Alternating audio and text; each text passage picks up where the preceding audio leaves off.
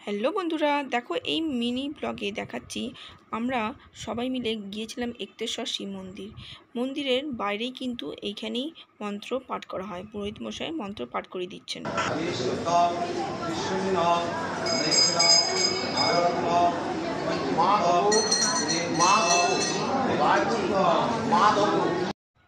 দেখছো তো কি সুন্দরভাবে ঠাকুরমশাই এইখানেই আমাদেরকে মন্ত্র পাঠ করিয়ে একবারে অঞ্জলি দিয়ে দিচ্ছেন।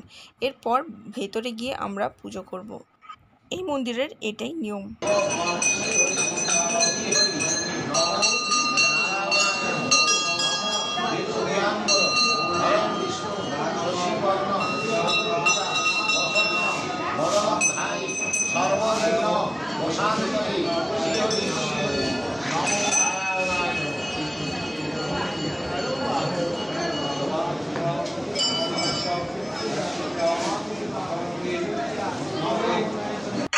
আসলে মন্দিরের নিচে আমাদেরকে সিঁড়ি দিয়ে নামতে হয়, তারপর আমরা বাবার দর্শন পাই।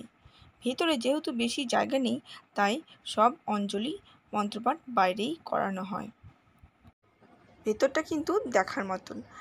তোমরা সকলে গিয়ে একবার বাবার দর্শন করে এসো আর পুজো দিয়ে এসো।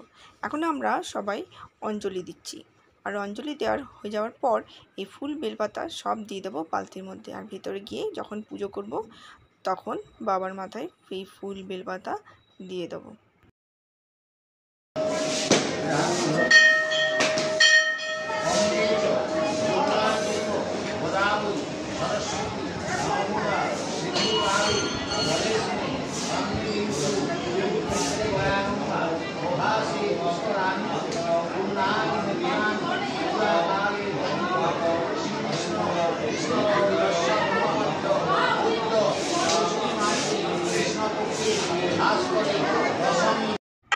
বন্ধুরা, পরের বড় ভিডিওতে তোমাদের সঙ্গে আমি শেয়ার করব কীভাবে আমি পুজো দিয়েছি আর তোমাদের ভোলে বাবার দর্শনও করাবো।